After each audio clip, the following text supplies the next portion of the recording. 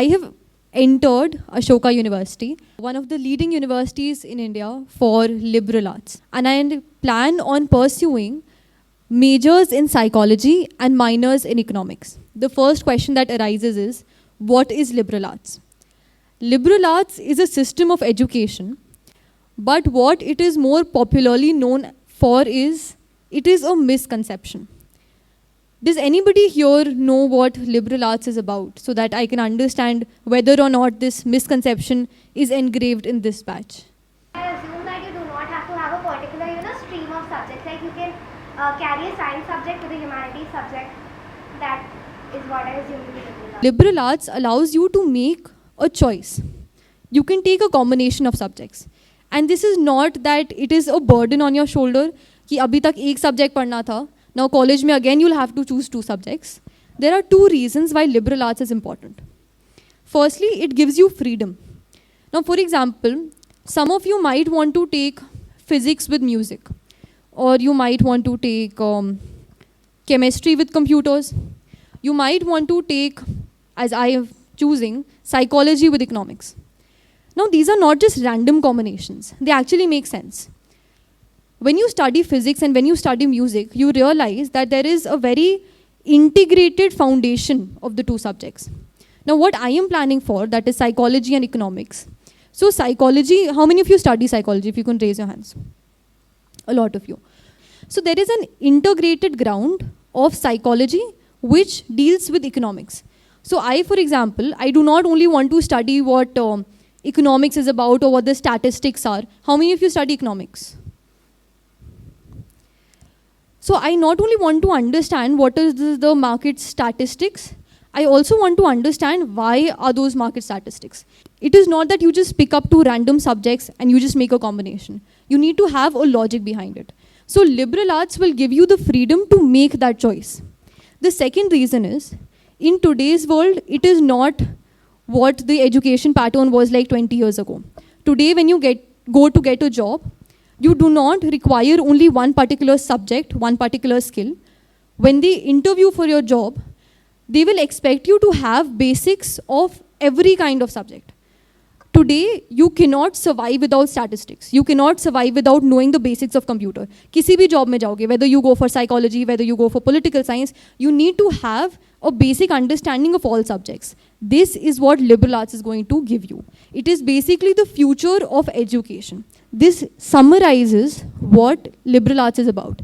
Arts say don't get confused, it is only for humanities or it is not for science or commerce. Liberal arts is a pattern of education that promises you freedom of choice across streams. Now coming to Ashoka University, you can see it's a beautiful university. It is one of the leading universities in India. So foreign mein, all universities follow the liberal arts pattern compulsorily. In India, you have a few universities. For example, Ashoka University, Flames, Kriya, Jindal. Ashoka is the top ranking amongst those. It is located in Sonipat, Haryana. It's like 2 kilometers from Delhi. And you have a lot of Jaipuran alumni in Ashoka. You might have heard of Shashwat Agarwal, Jivesh Saxena, Pratul Chaturvedi, Madhav Agarwal, Manya Srivastav. All of them belong to this university. So I'll be telling you a bit about the admission process. So these are pictures basically to impress you that they have a very good infrastructure and they have a lot of good food. Ashoka University is a world that promises you opportunities for all kind of talents. So when you go through the curriculum, I won't be delving deep into it because all of this you'll find on the website. You'll understand in Ashoka University, an extracurricular is compulsory every year. It's a 3-year degree. Without having an extracurricular of your choice, of course, they won't give you the degree at all. So you might be excellent in studying, but until and unless you have one skill, whether it be art, whether it be debating, it be sports, it be music, anything, you are not going to get your degree. And this is because this is what the world wants today. You'll be very good in studying until and unless you have a hobby, until and unless you have an outlet for your pressure, for your stress. It is not how the world is going to treat you. So that is what Ashoka promises you. This is what Ashoka University looks like. That is the gym. And that is one of the classrooms. Again, very impressive. You need to understand what Ashoka is going to bring to you. Now, as I told you, it is a 3-year degree. In the first year, you're not going to study anything about your subject. So for example, I have chosen psychology and economics. I'll not be studying psychology and economics. Any subject that you study. As I told you, liberal arts is about training you for the future. It is required for giving you a skill set in all subjects. So there is something called foundation courses. There is a list here: critical thinking, Indian civilization, mind and behavior is basically psychology, maths, grade books, economics, politics, and society. There is a long list. Now you will be studying all of these subjects in your first year. This is going to do two things. For example, probably, even after going through all these subjects, I might stick to psychology and economics. I might want to change it. Maybe after studying maths at graduation level, I feel that I want to do something in maths more than what I want to do in economics. And I'll have the choice to make a change.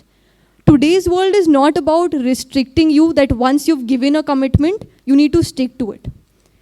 You will have the freedom, you explore all that we have, and then finally you make a choice.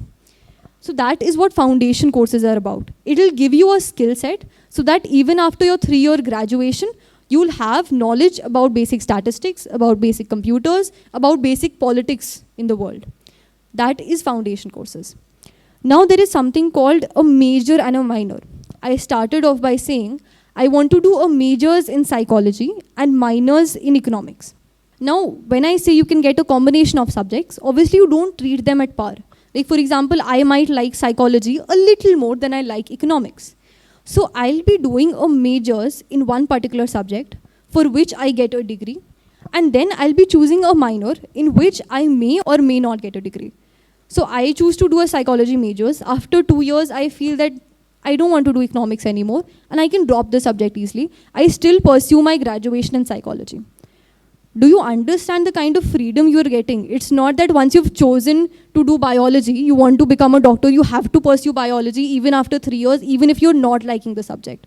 This is the kind of freedom you're talking about, which is meant for generations like us, because thankfully you're of class 12, so I can call you my generation. So that is what a major and minor is about. I'll just share what kind of departments we also have at Ashoka so that you get a deeper understanding. We have biology, chemistry, computer, creative writing, economics, English, entrepreneurship, environmental studies, history, international relations, maths, media studies, performing arts, philosophy, physics, political science, psychology, Sanskrit studies, sociology, anthropology, and visual arts. So now calculate all of this, calculate the kind of combinations that you can get, and you get a round of figure to about 200, 250. So understand what Ashoka is bringing to you. You can make a choice of your own. You get 200 combinations to choose from, and then you make a choice. That is what liberal arts is about. It's not just about Ashoka University. It is about understanding what liberal arts is and understanding the importance of it. Because a lot of people had this misconception, liberal arts is for humanities. So what do I do about liberal arts? You need to break this convention. You need to understand the importance and then make a wise and aware choice. So now speaking about the admission process. Now this is something that you'll not find on the website because this is something that I have adapted from my own application form. There are various steps to the admission process. The first step is the application form. So you all are in class 12th. You need to understand that probably by the end of the year, say about September, November, you don't have a lot of months left already. So there are various cycles of admission. The first cycle begins in December. The second cycle takes place in January, February, in which I applied. The third cycle takes place in April, and the fourth cycle takes place in June. Finally, the college begins in August. You have 4 chances. 4 chances as in you do not apply. You cannot apply in more than one cycle, obviously, but you have 4 choices. If you have your boards, say in December, if you have that semester pattern continuing, you have a choice. You can either apply in the second cycle, the third cycle, but remember, you can apply in only one of those cycles. When you go to the website, you will see a big apply there, when obviously the admissions open for batch 23. You go there, you click it, an application form will open. Now, one advantage that Ashoka has is there is no application fee. Because if you look at other universities, Jindal has a rupees 1,000 application fee. Flames has about 800. Kriya also has a fair amount of 200. Ashoka is completely free of cost, but understand that it's obvious. If it's free of cost, a lot of children apply, so the chances of getting you in there become even more difficult. Now, when you open the application form, you firstly fill in the personal details. Those are basic details about you, your father, your mother, your family. Nothing too much to do about.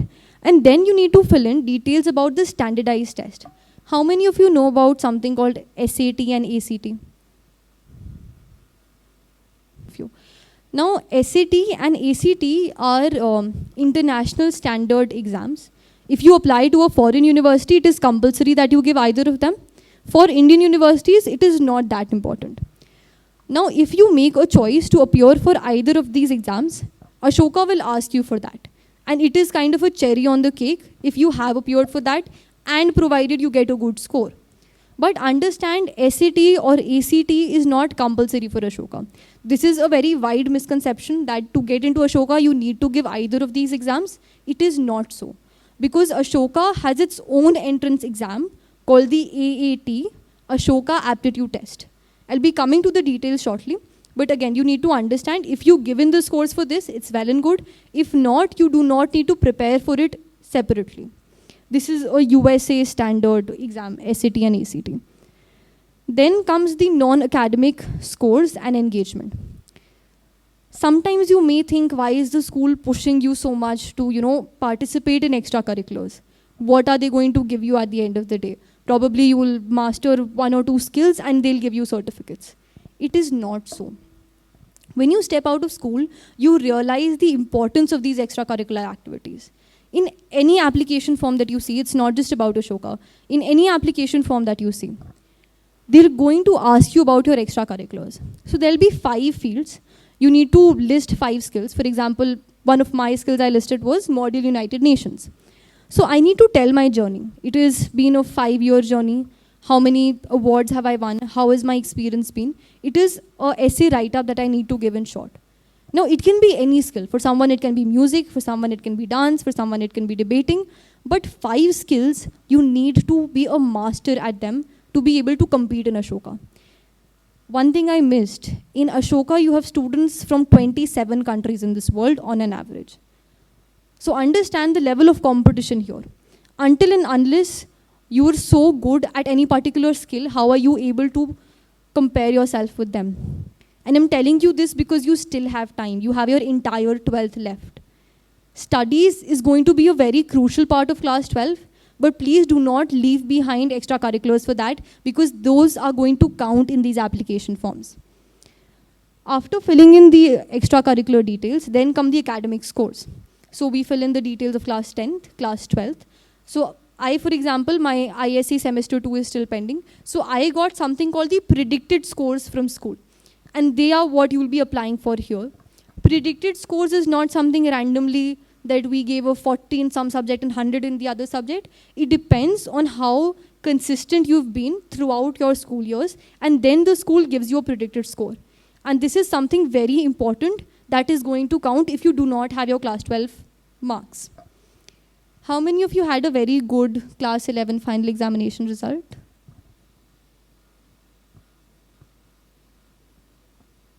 Okay, not many. I am not sure how much this is meaningful to you, but please do tell your juniors. Class 11 is usually taken as a very easy year, because obviously you've come from 10th and you have 12th ahead. But in application forms like Ashoka, class 11th marks are also to be filled. So if you've not done amazingly in class 11, it is going to count, because what they'll be seeing is you get a 90% in, say, class 10, you get a 40% in 11th. So what do they expect you in 12th if you do not have a very good predicted score as well? So you have given your class 11th. We can't do much about that. But again, you have to work consistently in class 12, in your PO1, in your half yearlies, so that at least you have a very good predicted score at the end of it. Next comes to the essay. Now, essays is a very important component, because that is kind of a doormat to your application. that person who is reviewing your application hasn't seen your face. They do not know who you are, from where you belong. Obviously, your personal details are there, but still he does not know you personally. It is the essays that you submit that are going to create an impression on the examiner that this person will be like this. And then he judges whether or not you are qualified enough to enter Ashoka. So, and the essays are not like you have to do a research study on the Russia-Ukrainian crisis. They're very basic and very personal that cater to all kind of personalities. Whether you be an introvert or extrovert or anything. This is something that is very personal to you and you need to be very invested when you write your essays. So the kind of topics that I had were, there were 3 questions. The first one was an idea, concept, theory that you find interesting and why. How have you engaged with it?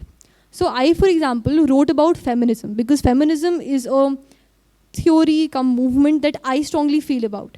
And I also listed out how I have been practicing feminism in day-to-day life. I'm not saying these questions are going to repeat in your batch so you can prepare them from now.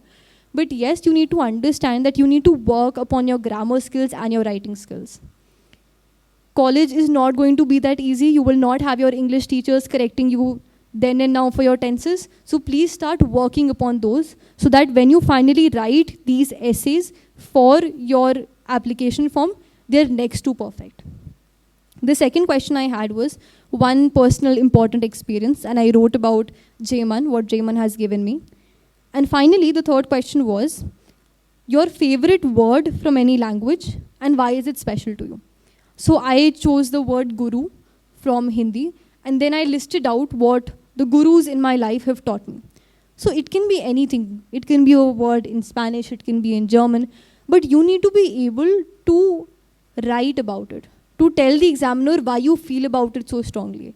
And that is the reason why these essays are so important. The next comes the letter of recommendation. Now this is something that most of you will enjoy, because letter of recommendation is basically one of your teachers who's very close to you, who's known you for a long time, writes down about your qualities, basically appreciates you, the kind of good you've been doing, if you have been doing, to the school. And she also lists why you are suitable for this university. So the kind of letter of recommendation that I had has been very special to me. And what you probably will have if you apply to Ashoka will be something that you will remember for the rest of your life. So again, you need to do something good to have a good letter of recommendation. So please start working on that if you haven't. The next portion is the financial aid. Now we also have an option to apply for financial aid. They'll be judging you on the criteria on 2 things. Firstly, your family condition. And secondly, the kind of merit you have. So understand, without merit, nothing can get you this kind of scholarship. It is not really a scholarship, it is an aid, but yes, it forms a very important part. Because the seniors we have, for example, Jivesh Bhaiya had an 100% scholarship, Pratul Bhaiya 100%, Madhav Bhaiya 100%, Manya Didi, she has a 75% scholarship, and you know the kind of standard they had in basis of merit.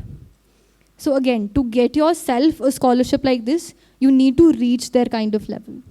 Now that is about the application form. So you submit your application form and then you wait.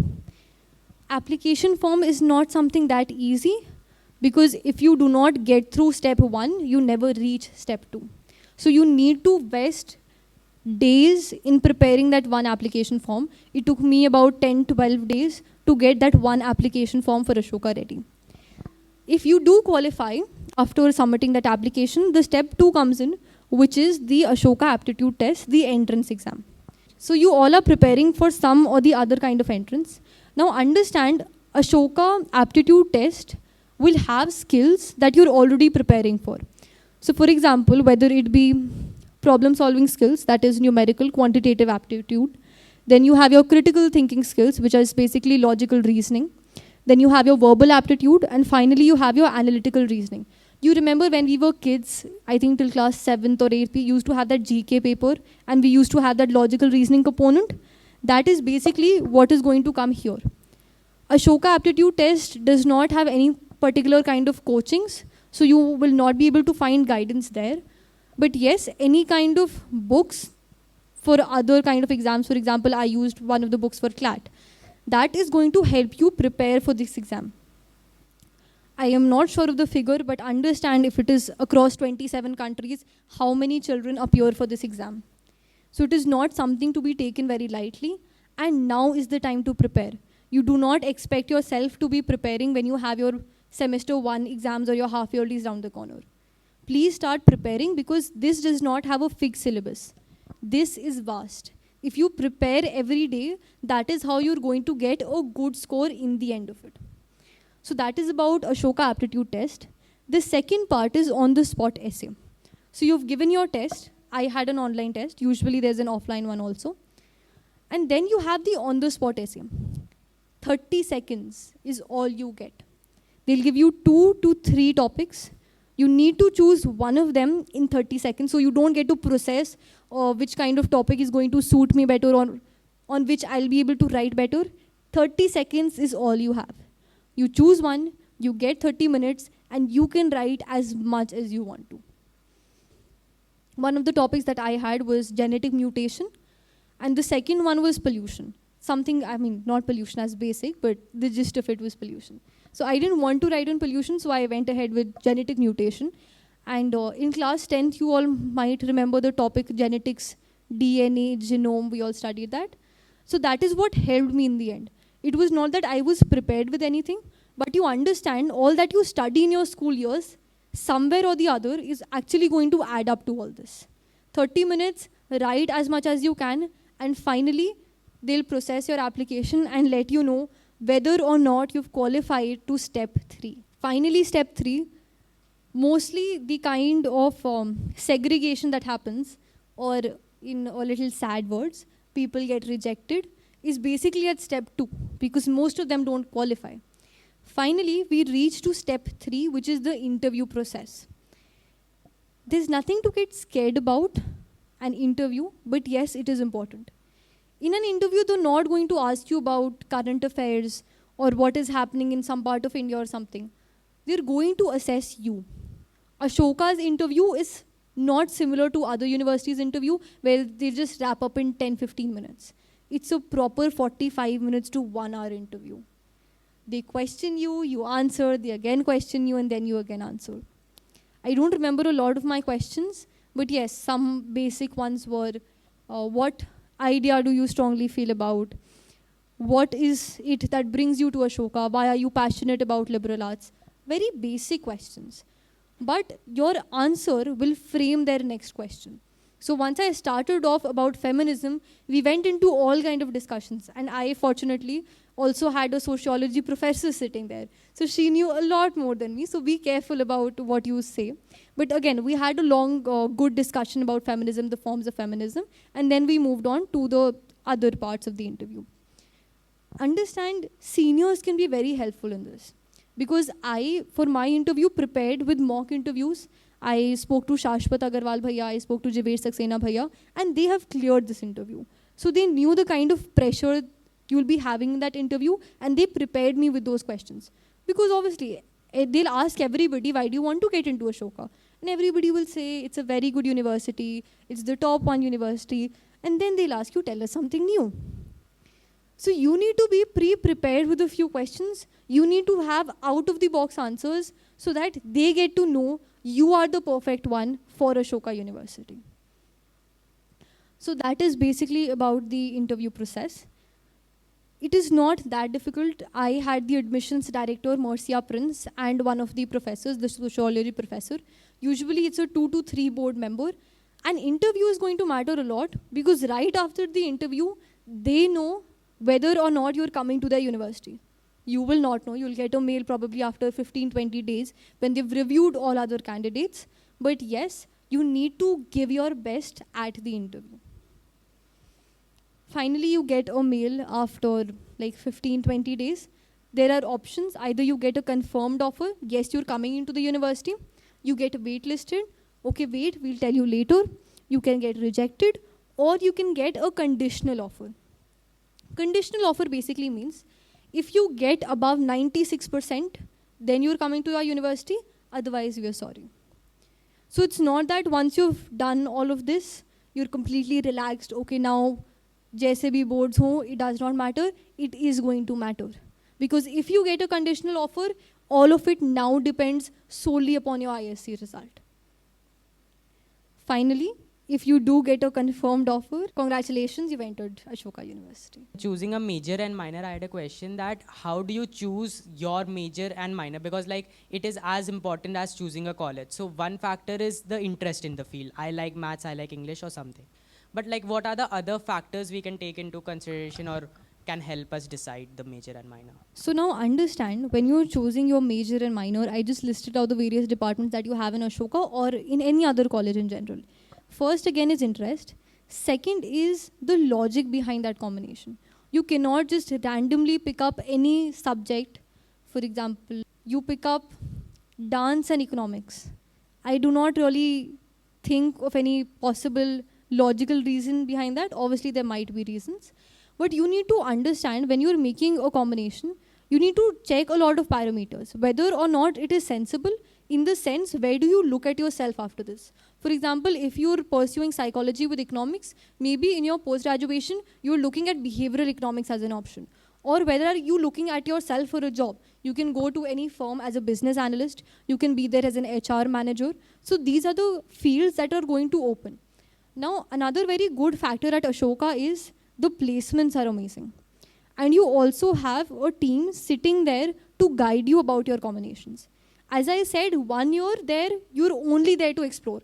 You're not studying any combination that you've made. In that first year, when you're there into the college, that team is helping you, is going to help you to guide yourself. Because they'll say, okay, you've taken psychology for economics, what are your exact plans after this? What do you plan to do in post-graduation? Our colleges can offer you these internships in these fields. Maybe this is a better combination because they are people who are more experienced in forming these combinations. They give you the freedom, but they also know by experience what is going to work out for many and what is not. So you do make an individual choice on your own understanding where these two combinations are going to lead you. But you also have teams, professional teams at not just Ashoka, at any other liberal arts universities, which are going to guide you how this combination is going to lead you and exactly where. So that if at any point you feel my combination is wrong, you get the choice, you get the freedom to change that decision. Basically, my question is that in the first year of the exploration process, there are a hefty amount of things that need to be covered. So how is all this schedule covered in the first year, the very first year? It's like just 1 year you get, and there's a whole lot of things that needs to be covered. So how is that planned out? So basically in colleges, you have semesters, right? You have 2 semesters. Usually there are 2. Some colleges might have 3. Ashoka has 2. Now they give you choice. They tell you, these are the times this lecture is going to happen. For example, for economics, politics and society. This is one course. So there are 3 lectures happening at any point in the day. And then you make a choice for yourself. I either want to go in the morning lecture, I want to go in the night lecture, or maybe I can do it tomorrow. So this will be upon you, how you want to manage your time. Because a lot of people, they also want to do internships right in the first year. So it is not that they're going to impose upon you, this is when your class is, you need to come here, you need to give attendance and you need to go. In college, you're supposed to be responsible for yourself. So you need to understand, this is what my plan is going to be. This is when I'll do internship. This is when I'll finish my foundation course. But yes, they will also help you to a certain extent that you realize until and unless you finish all this list of courses, it is not that you're going to pass to the next year. And it is not like economics, politics or society is like one graduation subject. You're not studying it for 3 years. It's like a small course. It's like probably a summation of 10 chapters in a particular subject. So you're studying 100 chapters in a year. That's what college is about. My question is just that, like, with the year ahead of us, maybe less, you told us about the extracurriculars and their importance. For me personally, I have 1 or 2 of them, but you listed out 5 of them which are necessary to get into Ashoka and several high-ranking universities. So how do you suggest to enhance some of those skills in the span of less than a year, or maybe to participate and to write essays and all you said? Okay. Or what are the two skills that you think you're brilliant at? I can play the guitar and I can play basketball. Those are the two. Perfect. Sports and music makes a very good combination. Now you understand the school offers you a very large range of extracurriculars, whether it be literary activities, debating activities. Why do you have so many clubs coming up? You have legal studies club, you have psychology club, you have so many of those. And understand with your batch, it is now that the clubs are going to take off. You'll be having events almost all around the year. So it is not that you'll be having a lack of opportunities to excel in any of the fields. Just pick 3 of them and focus on them any opportunity that you get. Intra-school, inter-school, whether you're having your coaching that day, anything. You need to learn to multitask. Because if you understand the importance of these 5 fields, make your focus on the 3 of them and ensure by the end of the year you get a pedestal there. In regards to the essays is not just a component for application, it is also a part of your ISC paper. So practice essays, give your English teachers, write essay or any particular topic that you feel, any particular topic your teacher may help you with, and give it to them so that they'll check you. Whether or not you're making short sentences, whether or not your tenses are correct, what is the level of creativity that you have, and that is how your level of essays is going to go up, which will not only help you in this form, but also in your ISC paper. So with the government introducing national education policy, they have started this CUET. So with that, the importance of board, is it going to like go down? Is it important right now? CUET for the government affiliated universities, yes, the importance of ISC result for getting you admission, for example, into DU, might have lessened a bit, but it hasn't vanished, is what my opinion is. Again, I told you how important they're going to be for your post-graduation and your jobs. It is not that if you score brilliantly into CUET and if you don't pass in 12th, what happens? Your seat just goes waste. So you need to be very careful with what you're looking at. College is important, but that does not make your final result less important.